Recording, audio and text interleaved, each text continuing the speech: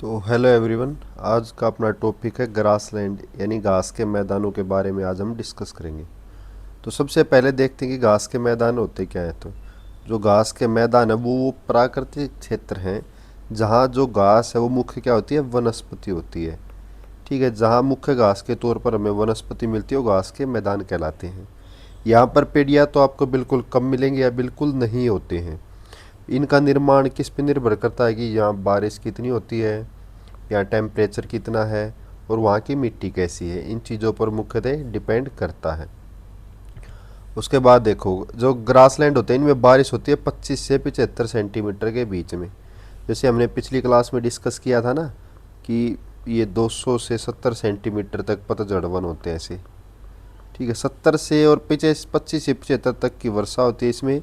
वहाँ सामान्यतः घास के मैदान विकसित होते हैं। अगर मान लो बारिश इससे ज़्यादा हो जाएगी तो वन हो जाएंगे, अगर बारिश इससे कम होगी तो वहाँ पर मरुस्थल बन जाते हैं। तो टेम्परेचर बारिश कितनी रहती है, इतना सेंटीमीटर के बीच बारिश होती है। अब नेक्स्ट देखो, घास के मैदान होते क्या है। जो ग्रासलैंड होते हैं वो मुख्यतः दो टाइप के होते हैं। ठीक है, कौन कौन से होते हैं। एक तो उष्ण कटिबंधीय घास के मैदान जो हमारी भूमध्य रेखा के दोनों ओर पाए जाते हैं। ठीक है, और दूसरे होते हैं समशीतोष्ण टेम्परेट ग्रासलैंड जो मान लो ये भूमध्य कर्क रेखा और इससे दूसरी तरफ पाए जाते हैं।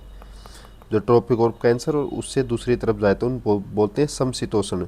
तो घास के मैदान कितने होते हैं, दो तरह के होते हैं, उष्ण कटिबंधीय घास के मैदान और समशीतोष्ण घास के मैदान।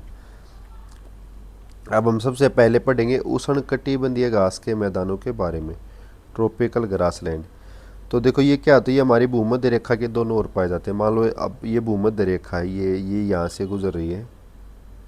ठीक है, ये देखो ये भूमध्य रेखा है जो भारत के लगभग कितना है 876 किलोमीटर नीचे से इसके दोनों ओर पाए जाते हैं, लगभग ये एरिया और ये एरिया।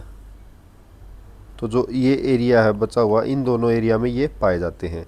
यहाँ पर पूरे साल है ना कैसा रहता है कि गर्म वायु रहती है। जो जलवायु होती है वहाँ गर्म और हल्की रहती है, जिसके कारण जलवायु ऊपर उठती है और वो बारिश चलती रहती है यहाँ पूरा साल लगभग।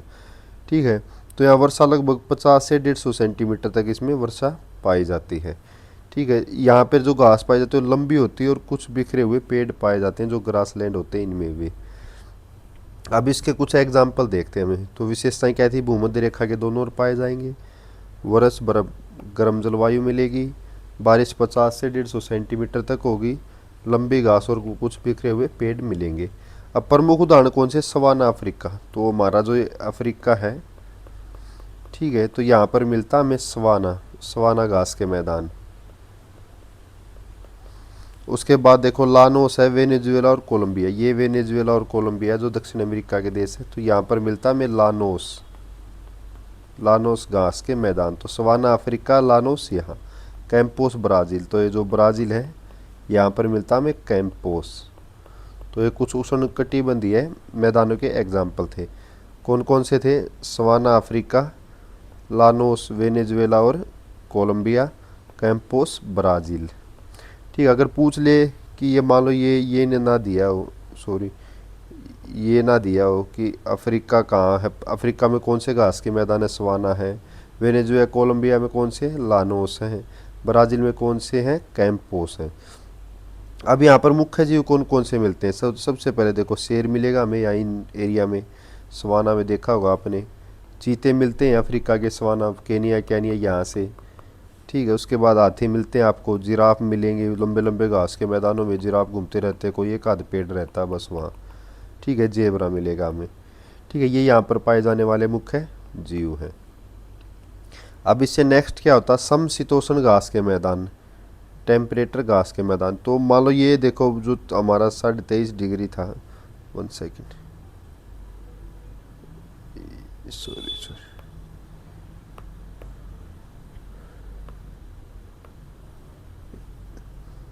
ये देखो ये 23.5 डिग्री के ऊपर ही यहाँ से ऐसे ये इससे जो ऊपर मिलेंगे वो होते हैं समशीतोष्ण घास के मैदान। ठीक है, इनको बोलते हैं हम समशीतोष्ण घास के मैदान। अब इनकी विशेषताएं देखो, यहाँ पर गर्मियाँ गर्म रहती हैं और सर्दियाँ ठंडी रहती हैं। ठीक है, ऐसा नहीं कि पूरे साल गर्म टेम्परेचर रहता, नहीं, गर्मियाँ गर्म मिलेंगी, सर्दियाँ ठंडी मिलेंगी। लेकिन जो हमारा भूमध्य रेखीय थे उष्णकटिबंधीय, वहाँ पूरा साल लगभग गर्म रहता वो, वहाँ पर सर्दियाँ हमें कम देखने को मिलती हैं। वर्षा लगभग कितनी होती है, 25 से 75 सेंटीमीटर। घास कैसी होती है, छोटी और घनी। तो वहाँ कैसी थी, वहाँ घास लंबी हुआ करती थी उष्णकटिबंधीय में। लेकिन जो समशीतोष्ण है यानी जो टेम्परेट ग्रास लैंड है, इसमें ग्रास मिलेगी हमें छोटी।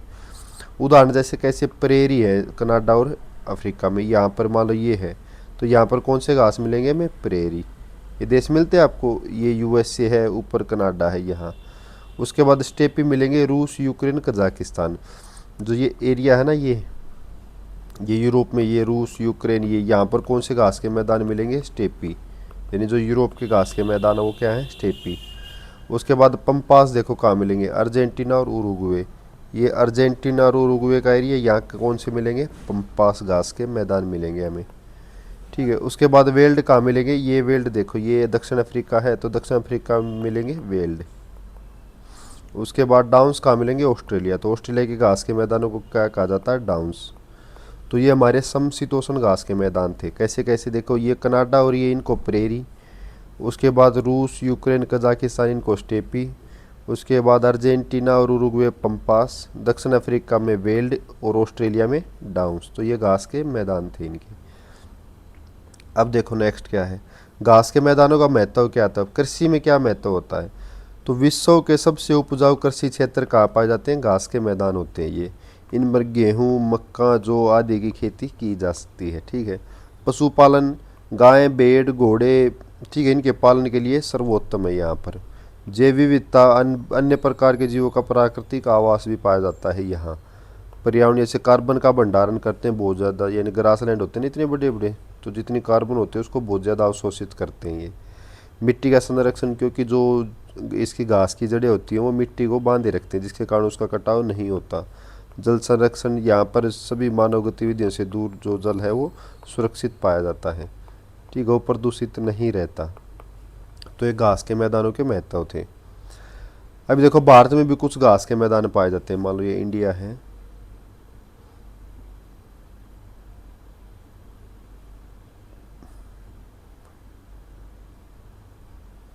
तो ये ऐसे इंडिया है, 1 सेकेंड, ये जैसा बना। ठीक है, ये इसमें घास के मैदान देखो, तराई का एरिया, तराई यहाँ मिलते हैं पहाड़ों में, तराई का एरिया। ठीक है, उसके बाद बुंदेलखंड का एरिया, दक्कन का पठार, कच्छ ये गुजरात में कच्छ का एरिया, और राजस्थान के कुछ भाग, ये हमारे यहाँ घास के मैदान मिलते हैं यहाँ पर हमें। ठीक है, तो इनमें मुख्य जीव कौन सा मिलेगा, काला हिरन मिलेगा, चिंकारा मिलेगा, ग्रेट इंडियन बस्टर्ड, ये तो राजस्थान का फेमस है। ग्रेट इंडियन बस्टर्ड कहाँ पर मिलता है, राजस्थान में। और नीलगाय तो पूरे इंडिया में लगभग देखने को मिलती है। तो ये भारत के कुछ घास के मैदान थे, तराई क्षेत्र, बुंदेलखंड, दक्कन का पठार, कच्छ क्षेत्र, राजस्थान के कुछ भाग। अब देखो घास के मैदानों के बारे में कुछ बात है। घास के मैदानों की मिट्टी अत्यंत उपजाऊ होती है। ठीक है, जो प्रेरीज होते हैं ना, जो हमें प्रेरीज कहाँ मिलते हैं, पहले तो कनाडा और यूएसए में प्रेरीज बोलते हैं उनको। तो वहाँ विश्व का गेहूँ का भंडार भी कहा जाता है इस क्षेत्र को। ठीक है, सवाना कहाँ पर है, अफ्रीका में। तो वहाँ बबूल के पेड़ मिलेंगे और बाब के पेड़ मिलेंगे, बाब। ठीक है, स्टेपी कहाँ पर मिलेगा, स्टेपी मिलेगा आपको यूरोप में, कजाकिस्तान इसमें के मैदान कहाँ, यूरेशिया में। यूरेशिया पर्वत है जो एशिया को यूरोप से अलग करता है, वो है यूरेशिया। तो अब रिवाइज करो, जैसे savanna Africa, prairies North America, pampas Argentina. ठीक है, एक कैंपोस था, कैंपोस कहाँ मिलता हमें, कैंपोस मिलता ब्राज़ील में। सवाना का कैसे घास के मैदान थे, उष्णकटिबंधीय घास के मैदान थे। ठीक है, ट्रॉपिकल फॉरेस्ट। प्रेरीज कहाँ पर थे, समशीतोष्ण टेम्परेट घास के मैदान। पंपास कैसे थे, टेम्परेट। स्टेपी कैसे थे, temperate. Weld south Africa, temperate. Downs Australia, temperate. तो ये घास के मैदान थे। ठीक है, तो ये हमारा टॉपिक था। अब मिलते हैं नेक्स्ट वीडियो में। थैंक यू दोस्तों।